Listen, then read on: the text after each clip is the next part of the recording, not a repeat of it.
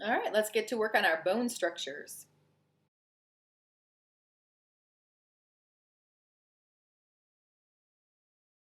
We're going to start out with the outline of a bone with two ends to it. What we're describing here, what we're drawing here, is going to be considered a long bone, more long than wide. There's lots of interesting structures in a long bone, so it's oftentimes what we use when we're trying to describe different bone structures. But another really interesting bone structure would be a flat bone, defined as thin, flattened, and usually curved. Flat bone is kind of like a sandwich. There are two basic parts to a flat bone. In the center, kind of the middle of this sandwich, you will have, I'm going to be drawing these just quick figure 8 structures there. That will be spongy bone or cancellous bone. You'll notice that I'm putting little red marks inside of the spongy bone, inside of the cancellous bone. This is actually red bone marrow, which is essential for hematopoiesis, or the development of red blood cells, white blood cells, and platelets. And I'm going to be drawing some stripes along the compact bone. Those are going to be the length of osteons that we're going to be drawing later on in more detail. All right, we are going to make this three-dimensional so that we can look at the ends of those osteons. And then those lines that I drew along the side of the compact bone are going to be ending in something that, if you're cutting it, you know, like it's a tube being cut. So we're going to be drawing structures there. These are going to be the central canals of these osteons, and we're going to be drawing little circles around each of them. These are going to be the lamellae. We're going to be exploring this in a little bit more detail in a moment, but I wanted to show you how, this pattern that you keep seeing in compact bone. You see the length of it if you cut it one way, but you see the cross section and the cut of it if you cut it the other way. Now, these osteons that we're drawing are probably not going to be laid out in such an organized fashion when we're discussing flat bone, but in compact bone in general, the functional unit, the structural unit of a compact bone is going to be the osteon. And I'm laying them out in a more organized fashion here so that we start to see this particular pattern. In flat bone, the compact bone is actually less organizationally developed. The flat bone, compact bone tends to be more osteons kind of laid crisscrossed with each other. They're going to be more organized, however, when we talk about the long bone because of the way that the long bone develops. But I thought it would be helpful just to continue to see this pattern no matter which type of compact bone you're looking at. So again, compact bone, the functional unit is going to be the osteon, and it has a length to it, and it has a central canal. It has these concentric circles around the central canal, and we'll take a closer look at it in a little bit. And we have our spongy bone or our cancellous bone surrounded by compact bone in both ends actually of the long bone, and some more red bone marrow inside of there. Cancellous bone is a great source of red bone marrow. All right, so we're going to go ahead and label our long bone also has compact bone and cancellous bone. You start to see this pattern. The cancellous bone is sort of in the center. The compact bone is around the outside. Now we're going to take a light blue color and we're going to make a structure called periosteum, and we're going to peel a portion of this away. It is tempting to say what periosteum is basically wrapping around the outside of the bone, and that is true. It covers all of the bone surfaces of pretty much every bone. All of the external bone surfaces are covered in periosteum, but it's much more than just saran wrap surrounding a bone. There's a lot going on there, and to demonstrate this, part of what we're going to do is make it a little bit thicker there and draw inside of there our first blood vessels, arteries and veins, arterioles and venules.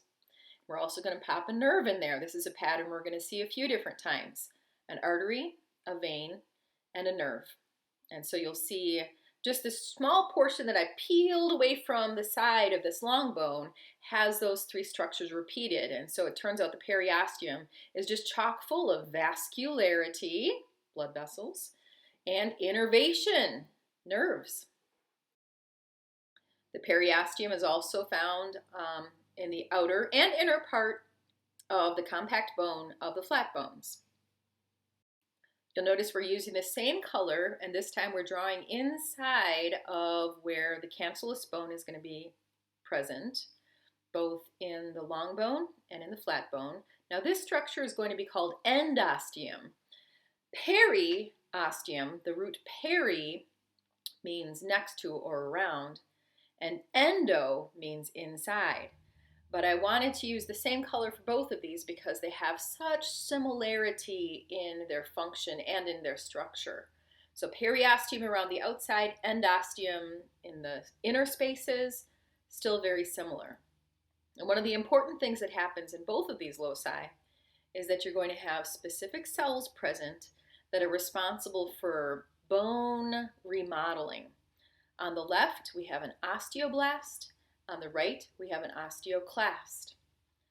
And so they are found periosteum and endosteum.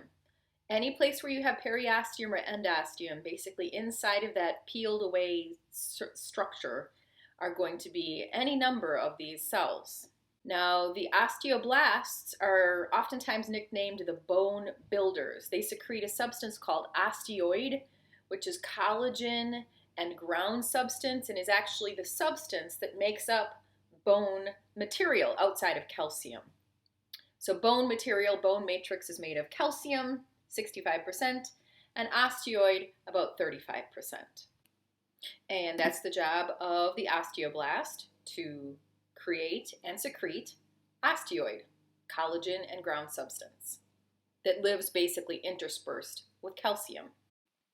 Now, at the same time as we are building bone material using the osteoblasts, you also have to have the ability, this is important, to be able to take away bone material using osteoclasts. Osteoclasts are oftentimes considered the bone destroyers, and that's basically what they do. They are living right in an area where they have access to bone material, and they can secrete enzymes and acids in order to eat away bone material if that is what is needed in the moment. We're going to be coming back to the osteoclasts several times, so try to remember them. Try to remember their job, their appearance, where they live, what they do. Now we're going to go ahead and draw a little bit more spongy tissue, a little more cancellous tissue, bone tissue, inside of a structure called the medullary cavity, the middle cavity of the long bone. And the other structure we're going to be drawing in here is going to be yellow marrow. Yellow marrow is fat. It is not particularly useful the way red bone marrow is useful. It can, however, convert under certain circumstances into red bone marrow if more red bone marrow is needed. Whenever we see compact bone, it's going to be made of osteons, which again we're going to be exploring in a moment. You'll see central canals surrounded by these rings. These rings are going to be called lamellae. And so since we're taking kind of a cross section out of the midst of this long bone, you will see the ends of those osteons. We are throwing a lot of terminology around, so I want it to be clear. The osteon is the functional unit of all compact bone, no matter where it is found. A long bone, a flat bone, a short bone, an irregular bone. Whenever you have compact bone, it's going to have osteons inside of it. Just so happens that in the long bones, it actually is organized quite nicely like this. So now what we're going to do is look at those osteons in a little bit more detail. And so we're going to be basically drawing a section that's sort of sliced out of a long bone, but looking at it a little bit closer up so you can see the details that we're talking about here. So we're going to telescope out a portion of this, and this is going to be the osteon structure. And what you'll see is that as you keep pulling parts of this out, they get smaller and smaller. These are wrapped around pieces of bone. It's basically the bone matrix wrapped around bone matrix, wrapped around bone matrix in these layers that are called lamellae. They are incredibly resilient to twisting force. So what happens is the fibers of the osteons, those collagen fibers, are set at an oblique angle, and then the next layer inward is at the opposing oblique angle, and then the next layer after that is an opposing oblique angle, and this makes it incredibly resilient and resistant to twisting force. We see the same pattern we had drawn earlier. A venule in blue, an arteriole in red, and a nerve. And they are popped right into the midst of that osteon. So the entire structure is called an osteon, The middle hollow part of each osteon is called a central canal, but it's not actually hollow, even though we usually draw them as hollow because that's just the easiest way to draw it. Every single osteon has these three structures inside of it. So I went ahead and drew one on the one side that kind of showed the length of it and how it goes down the length of the long bone. And then I'm going to draw two on this other side, but I'm going to break them apart a little bit and show how they are actually interconnected with each other and eventually interconnected with the central part of the long bone, which is called the medullary cavity. So here is the cancellous bone that lines the inner part of the long bone called the medullary cavity. And here I'm drawing sort of what has been cut out in order for us to see this cross section of this long bone. These are the osteons. This would be the cross section of osteons. You see the dark circle in the center is the central canal, which we've already stipulated would actually be filled with an arteriole, a venule, and a nerve. And then the layers around them, looks kind of like a tree trunk cut, doesn't it? Those layers around there are called lamellae. Let's go ahead and label some structures here.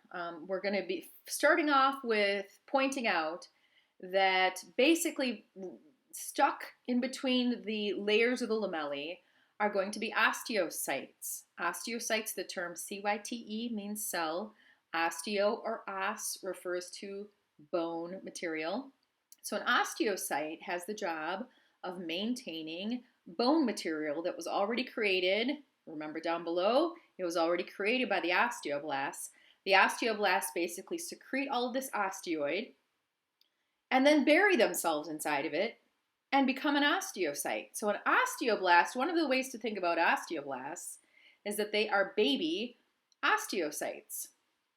The term blast is oftentimes used with cells to refer to nascent or early versions of a different cell.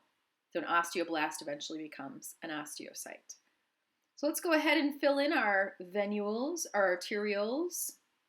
I decided to change my marker because that red was just way too thick. So here's a thinner version. So a venule, an arteriole, and remember the other structure that we're going to find inside of there?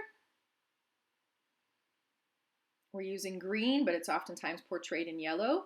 It's going to be a little nerve fiber inside of there. So all of these three things paired together or grouped together inside of each osteon and basically penetrating from outside to in.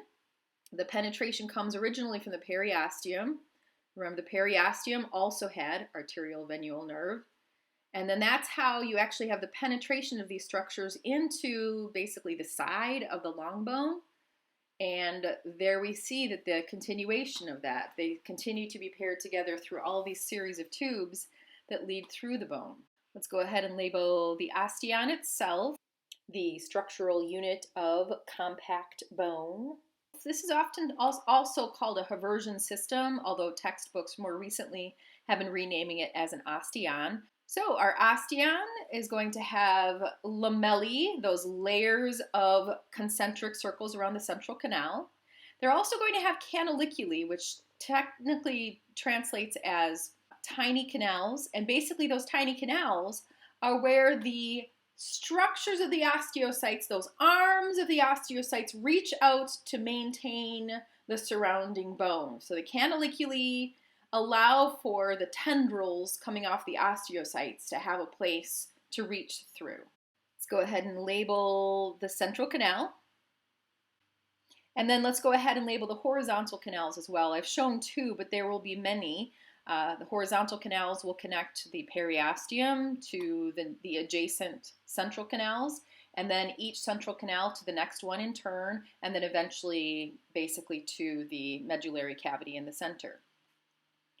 All right, so let's go ahead and look at our gross structures. When we have a long bone, it has a length along the center, which would be the diaphysis, and then it will have two different epiphyses, what we consider a proximal epiphysis and a distal epiphysis, depending on whether it's closer to the trunk or further away from the trunk of the body.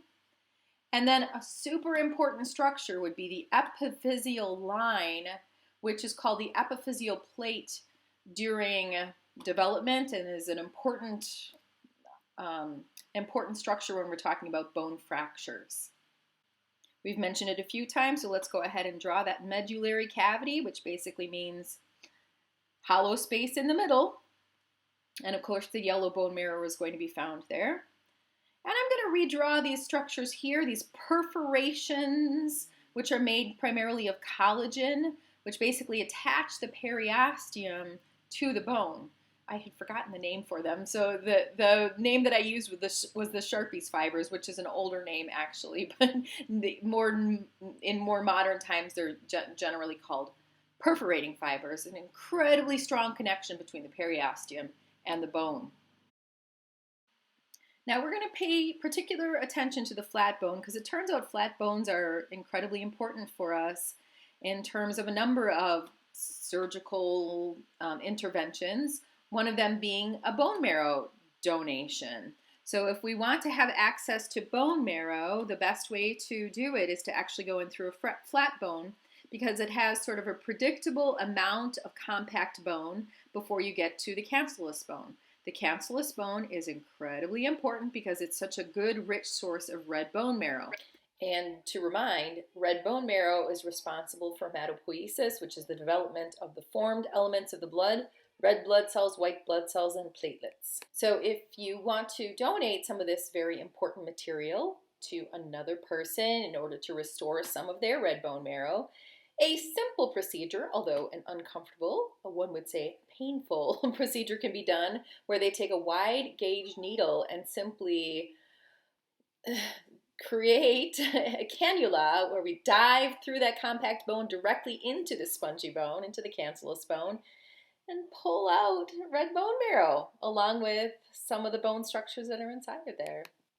So as a surgeon is pulling out the red bone marrow, they will hand a sample to a lab tech and ask them to check for spicules, because spicules are those little bone pieces inside of the cancellous bone that kind of prove that you're not simply pulling out blood, because red bone marrow actually looks somewhat like blood.